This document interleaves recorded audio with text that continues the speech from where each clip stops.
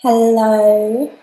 No one is here. This was a completely unprepared live stream, but I thought I wanted to come on quickly to have a video up before the year is over. So I thought I would talk about the decks that I used the most this year, and there's not a lot, so it's not going to be a terribly long video. But I also got 2 new decks for Christmas, so I will share those. So I'm not sure anyone is going to pop in for this live because I completely did this unplanned. But tonight is New Year's Eve, so I have some plans with my partner Trey to do a little bonfire ceremony in the garden, which I'm very excited about. And if you want to leave in the comments, if you're rewatching this later, any plans that you have or anything that you did for New Year's Eve, setting new goals, things like that. So what I will do first is go ahead and talk about the decks that I used the most this year. The first deck is quite a surprise. It is the Spirit Animal Tarot. And I don't see many people using this deck, but I have found it to be really insightful and really kind of nurturing. So I'm sort of in a place right now where I like using the tarot just for like nurturing, loving guidance, and I find that this deck is really good for that. So you just have sort of an animal that represents each of the cards, and I feel like the animals have been really well selected for the cards. Yeah, definitely, it's a bit shiny, but I really love the artwork. And I just found like I've been able to dive so much deeper with this deck, with having the animal representation. It sort of gives you like a whole new layer to the cards. And then you can kind of like see, what does that animal represent? Like here, this hummingbird is the 6 of branches, so it's the 6 of wands. And like, you think of a hummingbird, it's just such a positive, encouraging kind of energy when, you know, they're around, they're singing their beautiful songs, they're such beautiful birds, and it really brings that kind of 6 of wands energy, right? The celebrating. You can feel it in there. So yeah, I also love the backs of these cards. So yeah, I think that is my like favorite, most used deck of 2022. I know that's probably not going to be a popular. Oh, I think I've disconnected.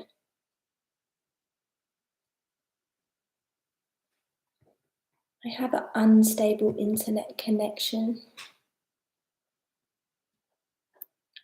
So I'm not sure if the internet connection is going to really work for this live.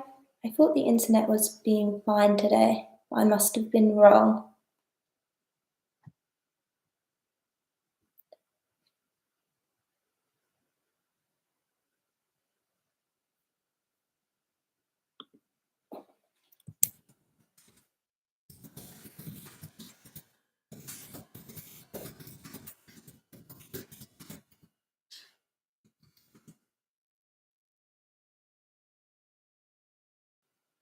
Hey Rebecca, I'm not sure if you can hear me. Thanks for dropping in. Happy New Year.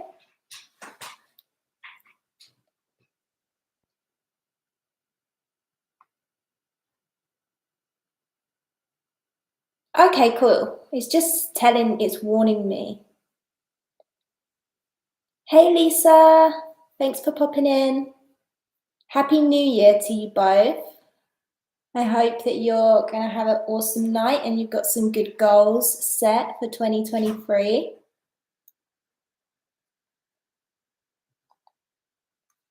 So I'm just talking about sort of my favorite or most used decks from 2022. And also I got 2 new decks for Christmas. So I will be sharing those as well and then talking a little bit about the new year coming, 2023, and what that means in numerology. Happy New Year! Oh, let's hope it's a good one. Hey, guys. Oh, so thanks for popping in. This is really unplanned, but I did want to get a video out here before the end of the year. So I think I will just state the obvious with my next deck, which is the Crystal Visions Tarot. Like, ever since I've had it, it's been my favorite deck. Well, other than the Rider-Waite, but I think it's like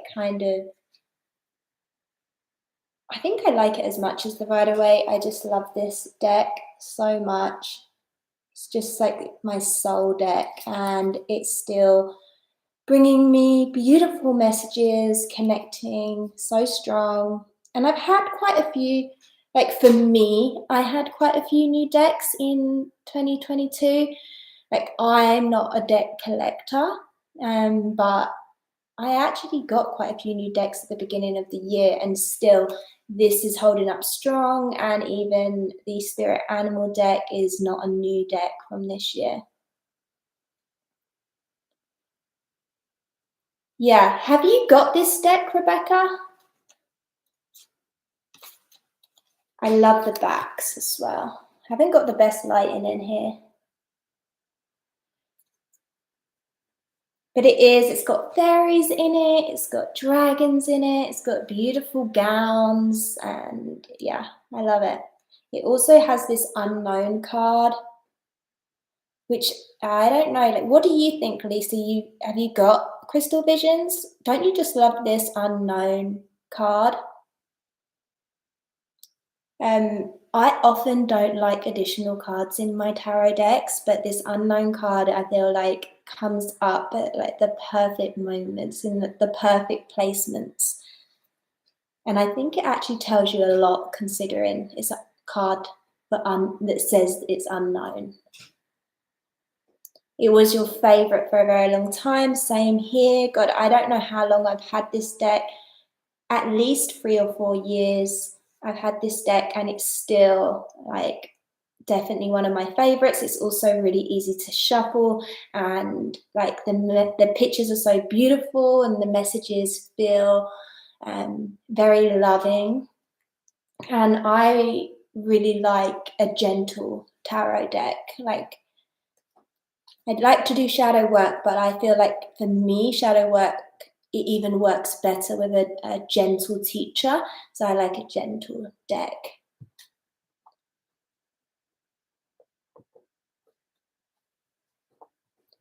So I really don't have a lot of decks, because I kind of find myself I just go to what deck I'm drawn to use. And this year it has literally been this small collection of decks, and I have a lot more decks that I can use. And I find sometimes like I won't use a deck for years, and then I'll go through like a period of time where I pick that deck up and I'm just constantly using it.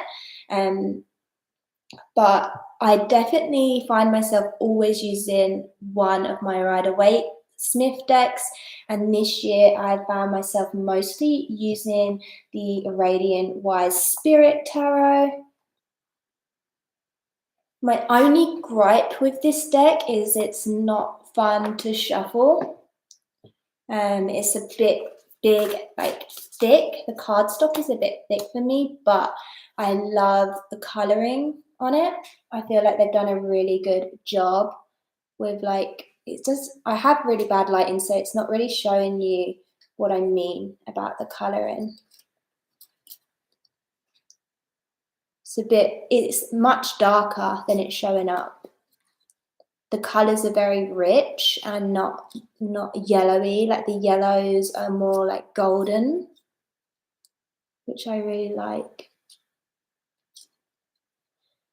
So naturally, I just love using Rider-Waite-Smith decks, especially for like big tarot spreads, because I feel like I've used this in past lives, you know? So I feel this like deep connection with these images. So yeah, bit of a boring one, but yeah, Radiant Wise Spirit is definitely one of my favorite decks. Okay, so I think this is going to be my last deck. It's a Oracle deck, and this is probably my favorites of 2022. I'm still going to show the new decks that I got for Christmas. So this is the Earth Magic Oracle. And I probably definitely spoke about this before on my channel. I've had it quite a while, but I love this deck, and it's probably been my favorite Oracle deck of 2022. Let's see what the backs look like. Oh, I've got them all in a weird order here. Okay, so this is what the backs look like. Yeah, if you've been wanting to get this, Rebecca, I highly recommend that you get the Earth Magic. It's such a beautiful deck, but it also like brings me really unique messages, and it also makes me feel so much more connected with nature, like because you're basically using nature to divine your messages. So these are the backs, and you just, with this deck, it's basically a lot of cards. Not every card is a nature card, but yeah, it is very much connected to nature. Probably not the best video for me to do on a live stream because of the bad quality, but this was the best way I could get this video up before the end of the year.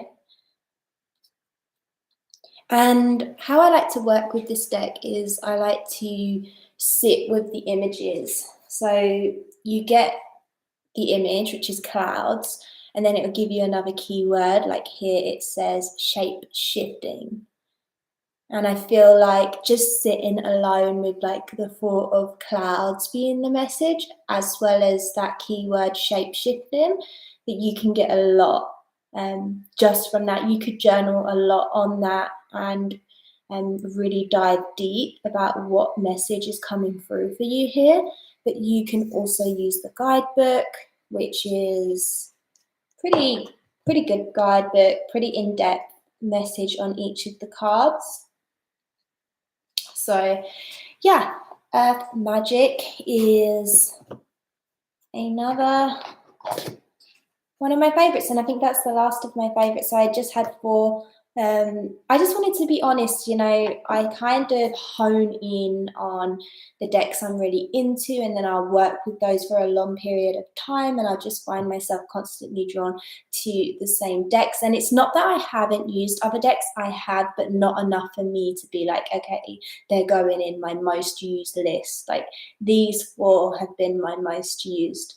And yeah, so now let's talk about my new decks that I got for Christmas. And oh my god, like I swear probably all of you already have these decks. Likely I have wanted both of these decks for years, and finally I got them. I don't know how it took me so long to get them. So the first one here will be the Everyday Witch. So I think so many people have them, or you at least know of these cards and would have seen them in other people's videos and recommendations.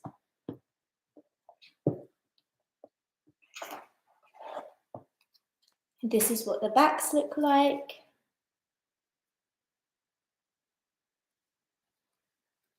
And these are pretty old decks, you know, they've been out a long time.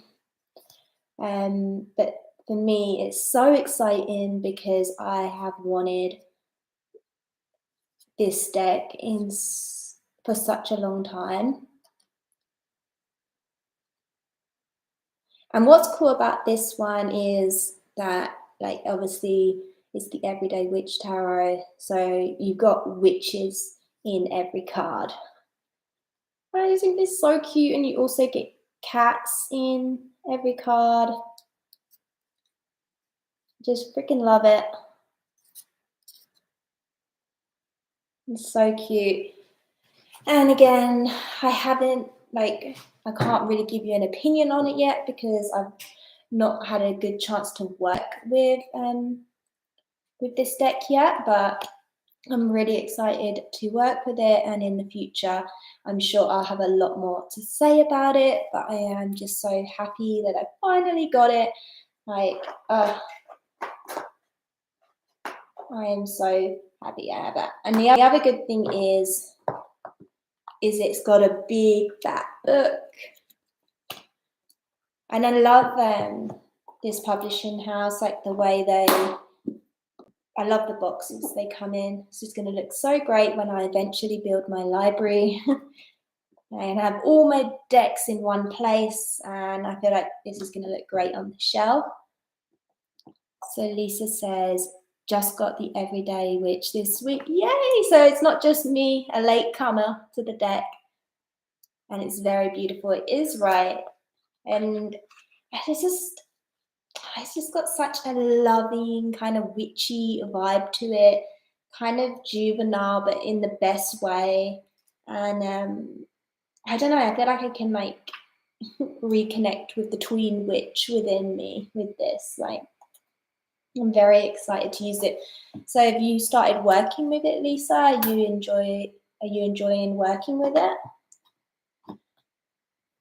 And you've seen it around, Rebecca. I feel like you would like this deck as well, Rebecca, or definitely the next deck that I have, which is the Green Witch Tarot. And obviously these are from the same publishing house, because that's what I love about these, because look, they're just going to look so good on the bookshelf together. The same height, same size, almost looks like it was created by the same person, but it wasn't.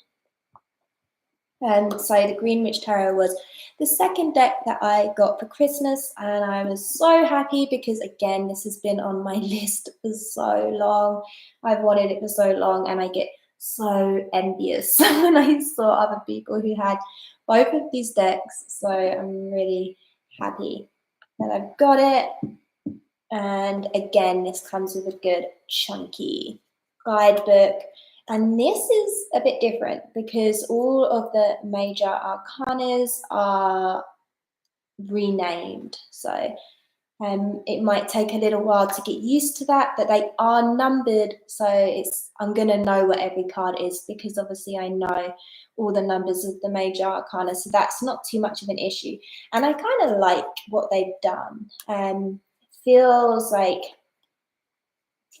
a real kind of like a feminist deck in a sense. It's very earthy and mothery kind of energy, and I love the backs. Like, green is my favorite color probably, and I also love red roses, and I love the pentagram. So naturally, I love the backs of these. And the images, let's have a look. God, it's hard to get good light in here for showing off.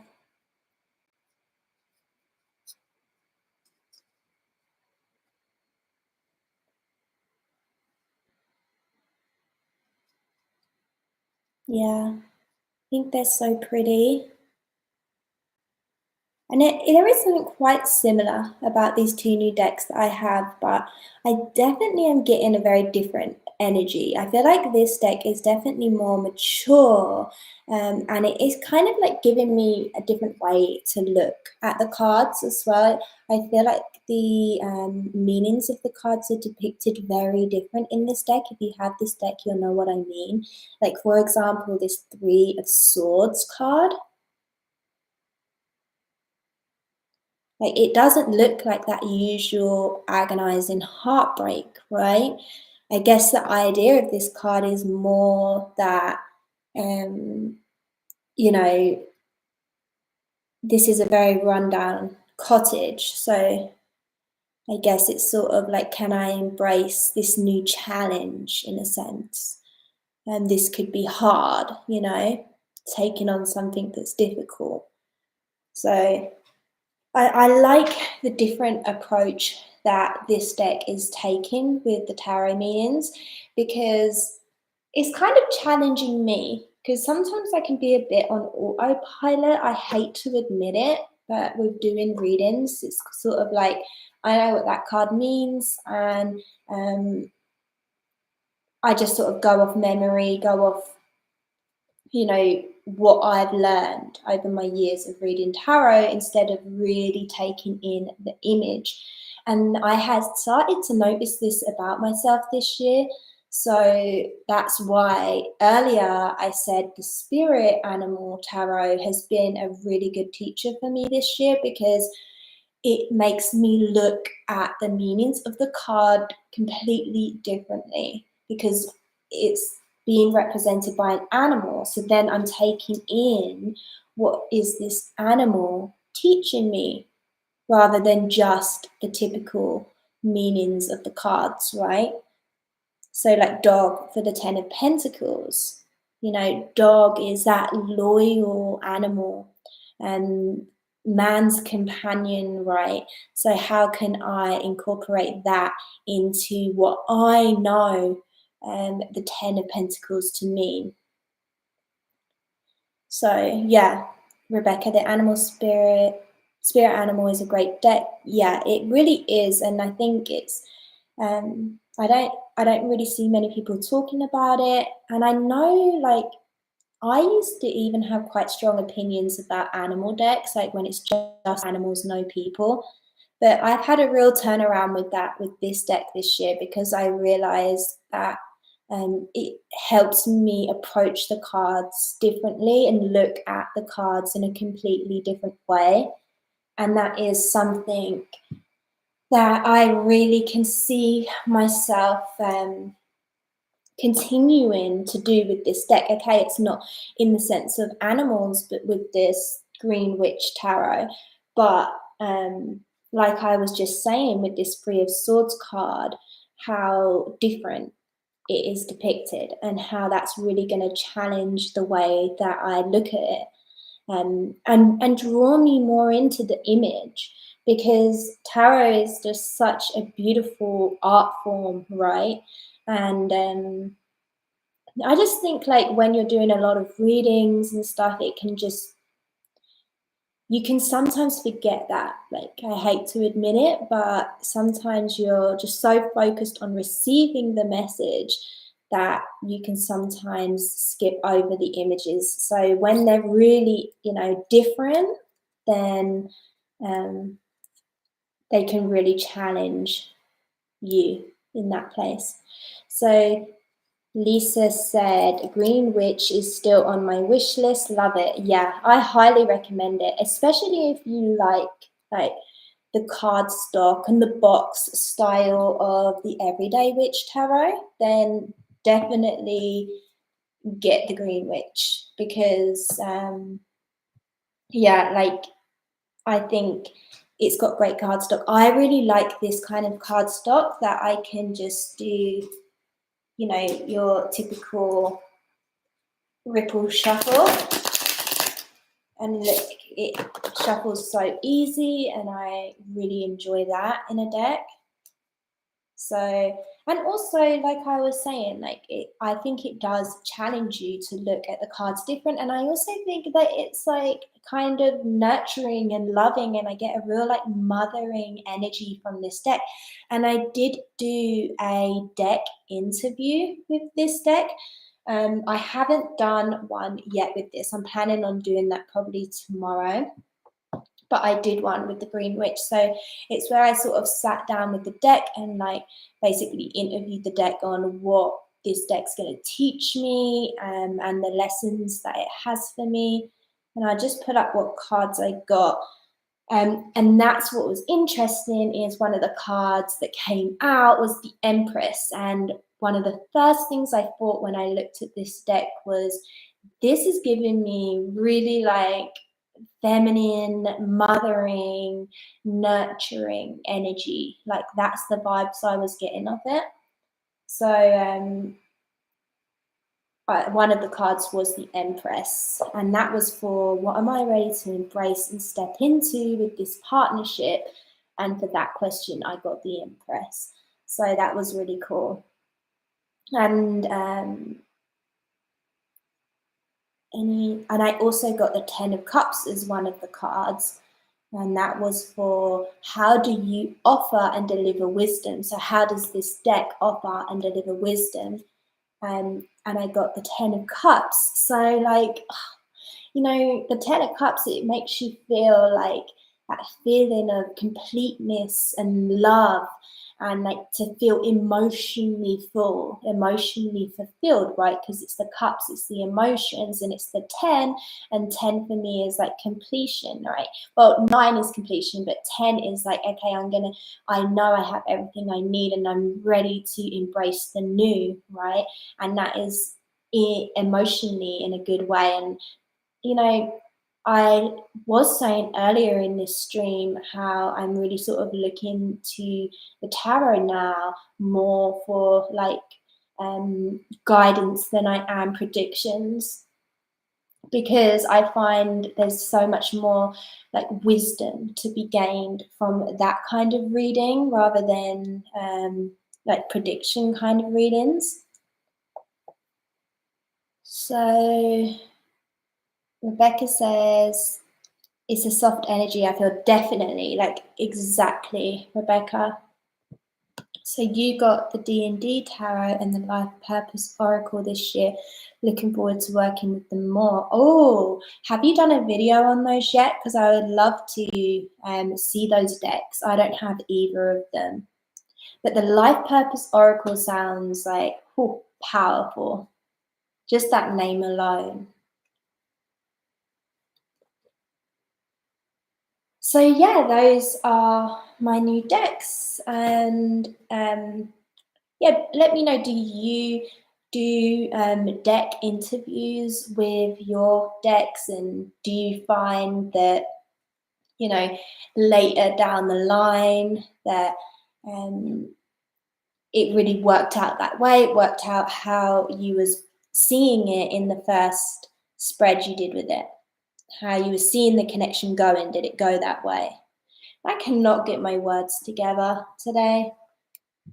I don't know why. I think I'm feeling a bit like, oh my God, it's like the, you know, that frazzled feeling of like, oh my God, it's like the end of the year, and like, have I got everything planned for the new year? Like, have I got all my goals together and everything in place to put those goals into action? Yeah, so it can feel very pressurous, you know. I've always felt this around the new year. I've always kind of disliked New Year's Eve and because I feel like there's pressure. Whether like you're young, like I'm a bit older now, so I don't have that same pressure of like when you're younger. And then there's that pressure that you have to go out and party, and you must find a house party to go to or something. Like, oh God, that you like something would always turn up and you'd always end up going to some party, but it was like the stress around it, the pressure. And even as you get older, you start to feel the pressure of like looking back at the year that's passed and maybe feeling like, oh, I really not sure if I achieved everything. that like I was hoping to this year, and you can end up putting like a lot of pressure on yourself around this time of year. And I feel it as well around birthdays. Um, it's kind of this like prickly, tense energy. But that could just be me because I don't know. I tend to put a lot of pressure on myself for no reason. So Lisa says, yes, I do deck interviews, but only if I feel like it. I can relate. I don't do deck interviews for every single deck that I get.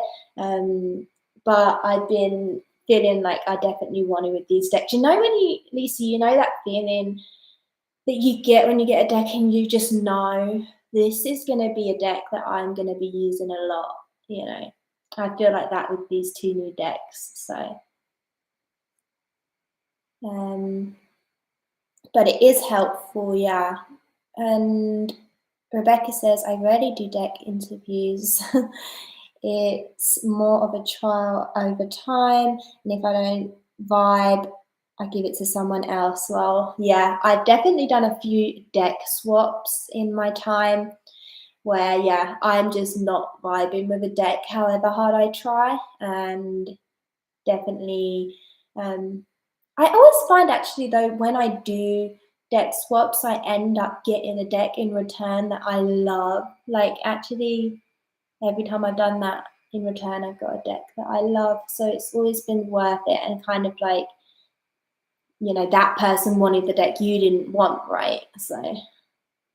And even if you're not doing the swap and you're just giving it away, you're that you're giving that deck a chance to bring joy to someone else rather than it just harboring dust here. I feel the same about New Year's and birthdays. Oh, I'm glad I'm not alone. It's especially as you get older as well, like the pressure. It's intense sometimes. As a kid, I never had anxiety around it. As I grow up, it feels more scary for some reason. I totally agree, Lisa, because you have to achieve something exactly. And I just think, yeah, the culture, the societies that we grow up in, it doesn't help. It's kind of like all on you, right? So you kind of look back and be like, well, I could have done better, and I could have like made a different decision here. And the other thing that I struggle with, like New Year's resolutions or goals, then is that it's a pressure to do that. And if you fail, yeah, it's worse than just like writing yourself little goals in your journal. It's like it has this big expectation around it, basically. So yeah, I always get kind of nervous about setting goals. I am going to do it this year. We're going to have a bonfire and we're going to set intentions and goals for 2023. And yeah, I'm just going to try and have a different attitude about it, but I'm not going to lie. Yeah, I do feel pressure. And it's silly because it's just stuff that, you know, is stuff that I'm going to enjoy. It's stuff that I want to achieve and to bring myself more joy and have more of a positive year. So I think my problem is overthinking things, and instead of just being like, okay, that didn't happen this year, and like giving myself love, that's how I should approach it, rather than, oh my God, like I'm just such a failure. That didn't happen this year. Rebecca says exactly, I'd rather someone give it love rather than sit dusty and sad on my shelf. Yeah. And I hate to admit it, but I have quite a few decks that are definitely sitting sad and dusty on my shelf. And I think that's why personally I don't think I think I could be a deck collector for the fact that it's always nice to get a new deck, right? And have new shiny things, especially things you love, like tarot oracle decks. But I kind of don't think I would be a good deck collector because I couldn't give all the decks enough love that they deserve, because already I don't have that many decks. I don't know how many decks I have. like it's around 20, 30. I wouldn't say more than 40. And I definitely don't give them all as much love as they deserve, and I probably should give some of them away. So I think maybe that could be a goal for me next year, is being like, okay, this deck I've had for years, I'm not connecting with it, so I could definitely give this away. And maybe I could do that through my channel, actually do giveaways or something, because I know here on Tarot Tube, there's definitely going to be people who have maybe had their eye on that deck and really want that deck, and I've just got it here gathering dust, not being used. So that is definitely probably an option and something I should do this year. So Rebecca says, I'm making a witchy planner this year. So here's hoping I can be better at setting intentions. I love that. I definitely want to get more into journaling this year. I haven't been. I used to be really big on journaling a few years ago, but like over the last couple of years, I think maybe life's just got a bit demanding and distracting, that I sort of have stepped away from it. And the thing with like my practice in general is I definitely want to give it more attention. My spiritual and witchy practice in general, like 2023, I definitely have a goal to give that more attention, because it's only benefiting me, right? And it makes me feel more grounded. And I was speaking with Trey earlier when we were sort of going over some of our goals, and like one of my overarching goals for 2023 is that I want to feel more grounded in myself and more grounded in my body, because I'm very airy and I'm very in the mind space a lot. So that is definitely a goal for me. And some water. I find that journaling can really help with that.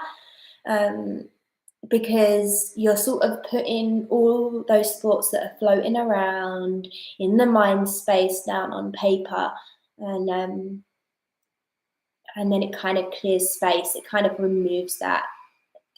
You're able to journal through it, right, and process it better than when it's sort of just staying as a thought form, constantly coming back and forth in your head. And I think that's definitely going to help me a lot more with my mental health, because we all know that's a struggle. And yeah, I think that's a great idea, Rebecca, making a witchy planner. And yeah, just having more devotion to your practice. Another thing I really want to do, which I know again is really good for my mind space, is read more next year. I think maybe I was just under 50 books I read this year, which isn't bad. But I think I want my aim for next year to be 80 books. So reading, and I am just reading fiction, so it's not anything difficult. It's enjoyable to read, and I find it very beneficial. Definitely makes me feel calmer. Yeah, and like helps you open up your creativity as well, because you're using your imagination. So it's good for those creativity muscles. So feel free, guys, to leave any of your goals. I'd love to hear what some of your goals are, and I have other goals. So I don't know what are connected to my spiritual practice. I guess, like, yeah, feeling more grounded in my body. So that's why I was saying that I want my practice around the tarot to be more guidance based, and more like sort of going within rather than prediction style. Change of topic though, I did get this book for Christmas as well, which I'm excited to read. It's called Herbal Magic. Handbook of Natural Spells, Charms, and Potions. And this is a nice surprise. And it's quite a small book as well, so that would be interesting. I wonder, I haven't actually read any of it yet, but it's very pretty inside. You know, it's got some pretty illustrations.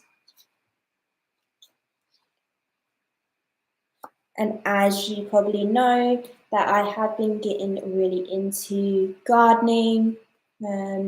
So I want to have my little herbery eventually and grow as many of my own herbs as possible. I haven't really seriously thought about goals yet, but my main one is to find a new house and move there. Yes, Rebecca, you're gonna find a new house this year. Believe it. You're gonna do it. And it's gonna happen sooner than you think. And that's gonna be so exciting, right? Especially if you've lived in the same place for a while. That would be super exciting. Okay, so there was one more topic that I had to talk about for this video, and that is the numerology of 2023.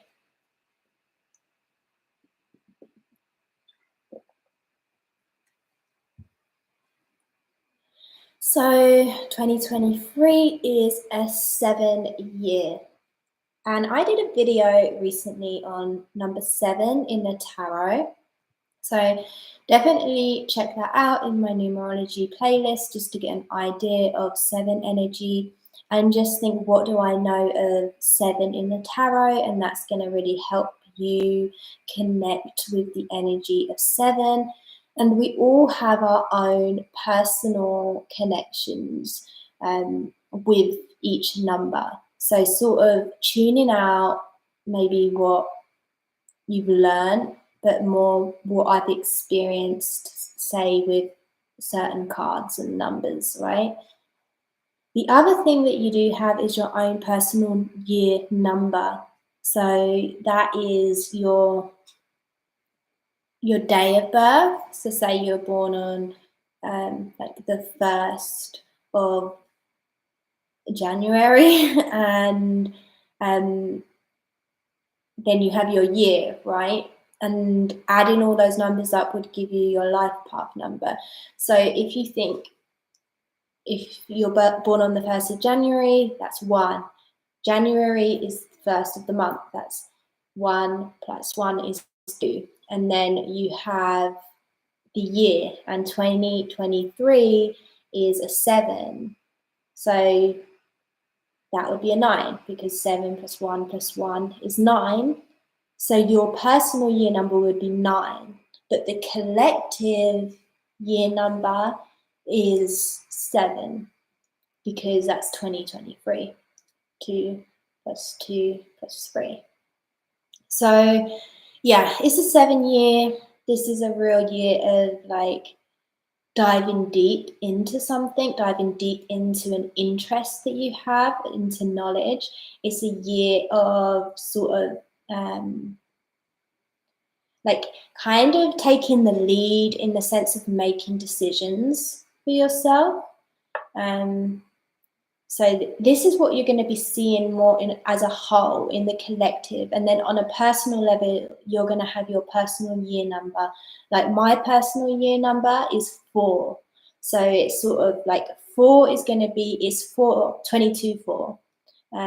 So 4 is sort of going to be more the energy I'm experiencing, but what I'll see is out in the world, out in the collective, and that energy of the 7. And 7 can also be like the loner. So the loner in a good way, the loner in the sense of like, I enjoy my own company so much that I just spend so much time on my own, relatable. So Lisa says, I want to read Protection Magic. Oh, yeah, that sounds good. And I've been thinking about doing more protection spells recently, so I might have to check that out. She says, thank you for this wonderful video. I'm going now. Happy New Year to you both. Okay, thank you. Happy New Year. Thanks for being here, Lisa. I really appreciate it. Hope you have an amazing year. And yeah, I hope that you get the Green Witch Tarot. Yeah, so definitely check out what your personal year number is, and then also just be aware of the collective year number being 7. And that's all like I really had to say for this video, to be honest. I just wanted it to be out here, my last video of 2022. I really appreciate you all being here, and yeah. Happy New Year to you all. Thank you for being here on the live as well, Rebecca. I really appreciate it. If you're re-watching this, Happy New Year. I hope you're good. I still would love to hear in the comments about what decks you used the most this year, what decks you got maybe for Christmas, and even if you know what your personal year is for numerology. And yeah, thanks for watching, guys. Love you guys. Thanks for being here, Rebecca. Thanks for being here, Lisa. I really appreciate it. And I will see you next year. Okay? Bye.